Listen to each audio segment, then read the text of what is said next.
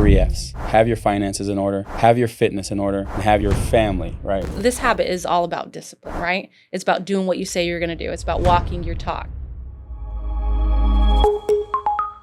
Christy, welcome to the arena. Glad to have you here today. Thank you so much. I appreciate you having me here. Today we're here to discuss the third habit from Stephen Covey's book, Seven Habits of Highly Effective People. And we're going to discuss today the third habit, which is put first things first. So starting off, what does it mean to you, Christy, to put first things first? To put first things first. In order to put first things first, I think it means that the way that you spend your time, the way that you spend your life is centered on the things that matter most, right? The first things, right? Your highest goals, your highest values. You center your life on what is true, on true principles, on what is right. And instead of like the opposite of that would be kind of to waste your life, to waste your time on things that are not important, things that don't matter, or things that matter less than the most important things. Something that I've always thought about when prioritizing my life, and it's a good question because a lot of people, I believe, that are wondering if they're doing the right thing with their time, whether it's, too much in work, too much with their friends, too much partying, too many things, like you were saying, that aren't on correct principles. So one of the things that I sat down the other day and I really thought about in my life was, what are the keystone principles that I would say that I like to apply to my life? And I came with finance, fitness, family, the three F's. If you can prioritize those three things, like have your finances in order, have your fitness in order, and have your family, right? When you say family, I'm talking about relationships in general. Yeah. You can have those three things in order, you're going to be doing pretty good in life. So I think it's important that when you ask yourself the question of what does it mean to put first things first, is to be able to build some kind of foundation for your life of what is important to me. Why should this be important? And make sure that you write them down and you prioritize them in that order so that you're not wasting your time on other things that aren't important. Yeah, and I think you make a good point about balance, right? So when he's talking about your goals, to make sure that you're balancing your life. A lot of times we'll go after, say, the finance, but we'll neglect our family or we'll neglect our fitness, our health. And he says that success in one area of your life will not compensate for failure in another one, right? So if you were successful financially, but you failed with your family, is that success? It's not, right? So he talks a lot about, identifying the different roles that you have in your life. Are you do you have a spouse, right? Do you have a partner? Are you a father? Are you a mother? Are you a community member? Do you have a business? Like thinking about all the different roles that you have in your life. What are your responsibilities in those roles? And then making sure that you are prioritizing and setting goals in each of those areas and not neglecting important roles. Absolutely. Being able to put first things first is going to be a great habit to be able to have success in your life. I have something that I've struggled with, and I think a lot of people are just going their day-to-day routine, not really understanding this great habit of being able to sit down and really understand of what is valuable to me. Why is this important to me? And really write it down and be able to prioritize it and even set up your daily routine based off of these principles, right? Based off of what is important to you. If you don't do this task, if you don't sit down and really write it down and really let it sink in and let it be your religion, right? Whether it's God, whether it's family, whether it's fitness, everybody's going to have different things that they're going to put first thing before another. Yeah. But if you do not sit down and do this homework, this task, you will find yourself wasting so much of your time, your valuable time that you cannot take back, on minuscule, irrelevant, just unnecessary things that are not going to bring any value to you or your other people that are important to you's lives. Yeah. Well, ultimately, if you don't do what you're saying, you end up wasting your time. You end up wasting your potential and ultimately your life. Your life didn't make the impact or the contribution that you could have made, right? If you think about this habit is really the foundation of living habits 1 and 2. So I've struggled with this habit and on and off throughout my life. And I've kind of wondered, like, when I find myself struggling, why am I struggling? And when I came to this chapter, I realized that most of the time when we struggle with putting first things first, with actually executing on what we say are our priorities, is because we have failed either at beginning with the end in mind or at taking responsibility for our lives, right? So once you take responsibility for your life and you recognize that, hey, I am in charge, right? I can choose how I'm going to respond to my current circumstances, how I'm going to respond to the conditions and the environment and the economy, to the people around me. And I can choose how I'm going to live my life, right? Because I've been gifted with this self-awareness and this free will and with this imagination, so that if I take the time to get really clear on what's most important to me, what are my deepest values, what do I want to be remembered for, then it gives me that internal power, right, to act on the first things.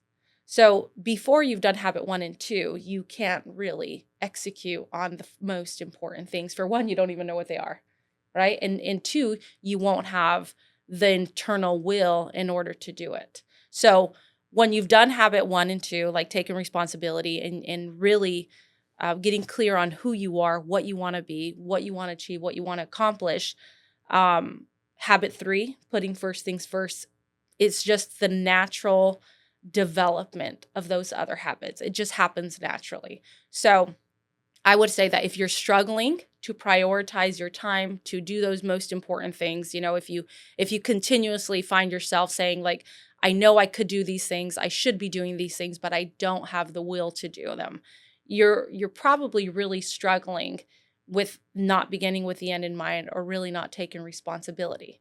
Absolutely. I love what you said. It's the habits are all kind of a puzzle. And you need to get, when you're starting a puzzle, you start off with the corners because they're a little easier, right? And you start putting the rest of it together. So habits 1 and 2 really lead you to habit 3, which is now hey, I'm able to take responsibility for my actions, right? And then what was the other habit?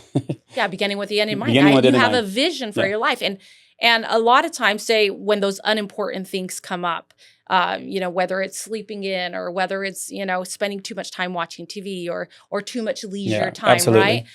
The problem is that we don't have enough conviction for our goals. We don't have enough passion behind our goals. So he says that we're constantly saying yes and no to things throughout the day. And if you're not saying no to the unimportant things, you're saying no to the important things. So you have to have this almost burning yes, is what he would call it, this burning desire inside of you to really accomplish a certain mission, right? He would go on to a mission statement that makes it possible to say no to all the other things that we want to give into, right? Absolutely. I, as you were talking, reminded me of a good story back when my dad was alive, and he told me, son, if you want to make money in life and if you want to create wealth, it's very important that you do it while you're young, because as you get older, it's not going to be that much valuable to you. It's not going to be as valuable to you as much, and your energy levels are going to be so much lower that you're not going to really even even if you want the want, your energy is going to be so much lower that you're probably not going to have it to keep the drive to want to create that wealth. So he said, you really need to do it while you're young. If you're going to do something, do it while you're young. And it was something that clicked inside me because it prioritized that to me as a young man. It's like, I want to get my finances in order. And as a young kid, my kids always ask me, or my kids now, they ask me, Dad, what did you want to do when you grew up? And my answer was, I just wanted to be rich. Like, I just wanted to have money. That was obviously growing up, not having a whole lot, something lacking. So it reminded me of that, of putting that first. So that was one thing that I had growing up as a young man, understanding like, all right, I'm going to get my finances in order. First thing's going to be first. So it's important that as a younger adult that you can prioritize certain things. And as you get older, now wealth, money's not on my mind. Right now it's family. Right now it's friendships and family. So as different ages of your life, you're going to prioritize different things. Yeah. But it's important that you prioritize something, right? And you put them in a certain order in whatever stage of life that you're on, so that you're not wasting your time on minuscule, unimportant tasks. I like that. So really your dad kind of gave you a vision, right, of where you wanted to be financially. So one of the things that he said, where he talked about what it means to be disciplined, because this habit is all about discipline, right? It's about doing what you say you're going to do. It's about walking your talk. It's 100%. about Because making what is the commitments definition of and discipline? Like keeping what is commitments. it if you really think Yeah. about it? So he says that the word discipline comes from the word disciple, right? I didn't know So that. yeah. Okay. So what it means is when you're disciplined, what it is that you are a disciple, you're a follower of certain of a philosophy, of certain values, Yeah. of certain principles. So discipline comes from within. It's a heart issue, right? If you're going to be a disciplined person, it's because something has gripped you, something has gripped your heart, and pretty much you've become a follower of your own internal vision and values. That's exactly what it means. It really means setting, kind of like he says, putting first things first, right? Like setting a set of rules that you're going to follow, certain guidelines that you're going to prioritize in your life, and the discipline is following them. So Yeah. this is exactly what discipline means. It means following a set of guidelines that you Yeah. put for yourself. Yeah. Well, most people just have such a hard time really following that because they don't take themselves seriously, or they don't think it's important. They lie to themselves. They Mhm. disrespect themselves on a daily. Yeah. This So is he talked about integrity, right? And Mm. he said, and it kind of reminded me of you because you've talked about it a lot, where he says that your ability to keep your word is based on your personal integrity, and integrity is a value that you place on yourself, right? So how much you value yourself, your life, your time. And I think that ultimately it comes back to understanding like the difference that you can make in life, the responsibility that you have to make, and the contribution that you can make. And once you understand that, I don't think that you can waste your life. I think many of us waste our lives on unimportant things, and we don't live in integrity because we don't understand ourselves, right? We don't take the time to do the work and who am I really? What contribution can I make? What unique purpose am I here to do? And therefore, we just squander our time. We squander yeah, our lives. the procrastination part, right? Of the rules. And we have another podcast me and Clint made about that, about fighting something that he calls in that book of resistance. Yeah. He calls it resistance. So Mhm. your daily task, your daily schedule, you're fighting something called resistance. Mhm. So it's that little voice, those little voices in your head where it's go brush your teeth. And you're like, oh, I'll do it in a little while. Mhm. Or go clean your room. Oh, I'll do it in a little minute. And I find on a daily fighting those voices every single second of the day. Yeah. Where it's, all right, you need to go to work, and I'll lay down for Yeah. one more hour or so and so. And some people have gotten better at doing it than others. And you can see it in the outdoor world. People that are, successful, they've overcome those voices. They've figured out how to get past them, of that procrastination. And it's discipline that we're talking about, right? Yeah. Being able to set those rules of like, hey, I'm gonna do what I say, which is the philosophy I live by. So if I tell myself I'm gonna go brush my teeth, and that little voice says, hey, just wait another 5 minutes. No, I said I was gonna go brush them now. I'm gonna go brush them now. Yeah. And I find myself constantly fighting that resistance Mhm. on a daily. And I think that's kind of, a battle between our flesh, right? Our conscience, knowing what the right thing to do, knowing what we should do. Like most of us, we know what we should do. And yet we have that battle within ourselves where the body, it's like, I don't want to do it. I don't feel like doing it, right? So in the book, he talked about the common denominator of success, right? And he said that successful people have the habit of doing things that failures don't like to do. yeah, well, it's the Right. same things we just talked about. It's the small little thing, the small daily little things that you say that you're going to do that you don't. The Yeah. successful people do them, Mhm. and the unsuccessful people are not doing them. Yeah. So that's why it's the seven habits of highly effective people. If the effective people Mhm. are doing those things. Yeah. Yeah. So he says they don't like doing them either necessarily, right? But he says that their dislike for those things is subordinated to the strength of their purpose. In other words, they keep second things second or third. They don't put second things first, right? Because their first things really their purpose and their determination to achieve those things is stronger than these feelings and emotions and moods that make us not want to do them. A lot of times we give into our moods, our feelings, right? Our insecurities, our fears. And yet, if we tap into those things that are most important to us, like our higher purpose, then that becomes the guiding source of our life. Yeah, right? it's very simple, and everybody and most people don't understand this, but in life you're gonna get something. You might as well get what you want. Yeah. You know, you're either gonna get the big bank account or the small bank account, the pretty girl or the ugly girl, or Yeah. family or no family. Like life's gonna give everybody something. We're all You going might to as reap the well. rewards of our work in a sense, right? No, but So, it's like this. It's they're both bad, right? If I decide they're both painful, I guess is yeah. what I'm going at. If I decide to go work out, that's painful. It hurts. And Yeah. working out, it's a painful. You're fighting the muscles are resisting and you're contracting and and it's a painful experience overall. But getting fat and being unhealthy is also painful. So Exactly. it's which pain are you going to choose? What are you going to let life give you? And if everybody could understand that, is that once you understand that fully, that life is going to give you something, Mhm. you might as well get what you want, right? Yeah. I would rather look good, be healthy, than, be in pain from being unhealthy. Which pain are you I going to like that. choose? So Jim Rohn, one of his quotes was, "We all have to suffer the pain of one or two things: the pain of discipline, because discipline is painful, right? Absolutely. And Doing things you dislike is not it's easy. it's uncomfortable. If it was easy, everyone would do it.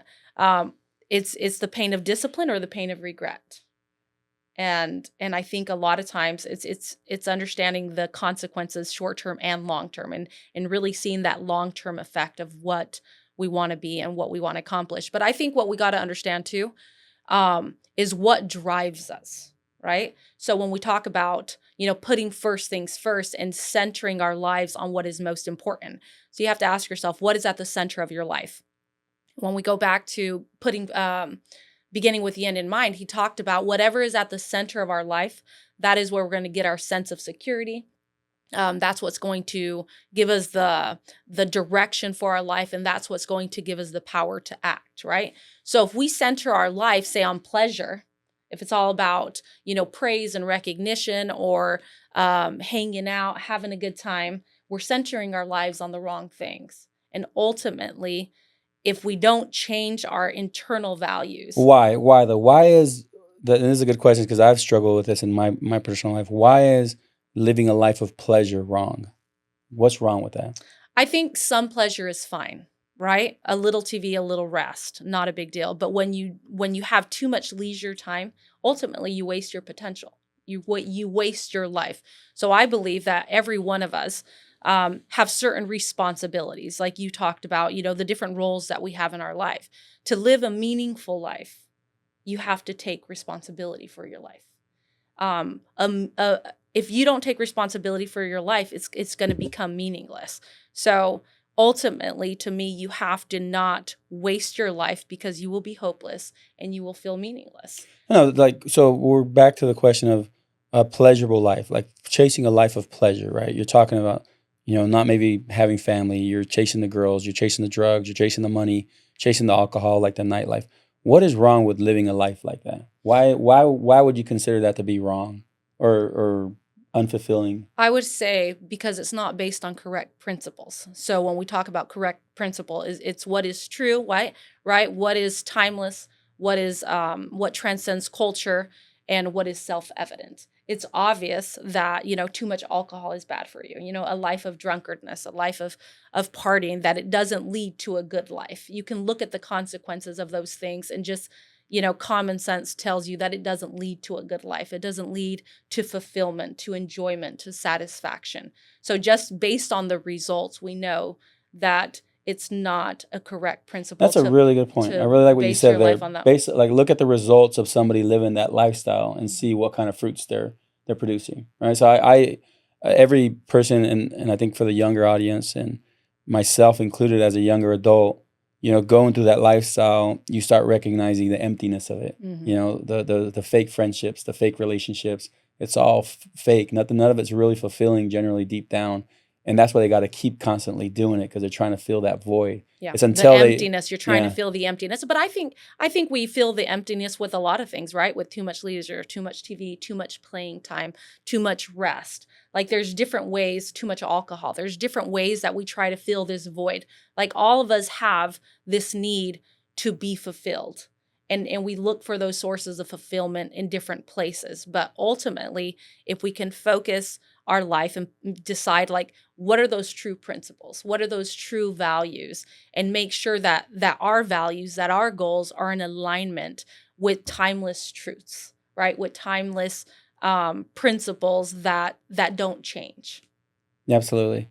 And it's definitely, I like what you said there earlier, just really looking for the results in people's way of living their lives, right?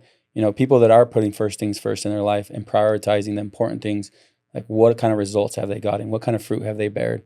And you can go to other people that have done the opposite Yeah. and see, like, what are they producing, right? So I think that's very valuable because nowadays, and the younger crowd are looking at social media and they're seeing all these people influencing them to not have kids, to not have, families, to, drink, party, like all this stuff. They're being so influenced by living that kind of lifestyle. However, just knowing that when they do it, because I've been there, and you wake up in the morning with a headache and all this, regret of stupid things that you did, really, like, is this really the right thing to be doing? And eventually you start, trying to do different, right? Trying to do better. You do get a family, you grow as a person, and you've seen the results of those actions, and it's such a beautiful thing, right? Absolutely. It's such a beautiful thing to be able to see that, and you can see it within people, how they're living their lives and what kind of impacts they're doing. Yeah, like life can be so rewarding, full of joy and satisfaction if we do it right. Like if we put those first things first. But if we don't, life can be filled with, sadness and suffering, because ultimately we have a conscience and we know when we missed the mark, right? Like we know deep inside whether we gave life our all, whether we used our time wisely, that whether we used our potential, whether we took care of our family, whether we made the right investments in relationships, in our finances, in our marriage. We know. Absolutely. Great. That's a great habit. So we want to wrap this up. I want to thank you, Christy, for being here today. This was a great episode. We really want to encourage you guys to follow the channel. Hopefully we can share some wisdom that you guys can apply to your lives. And want to thank you for being here, Christy. Yeah, thank you. It was fun. See you guys in the next Appreciate it. one.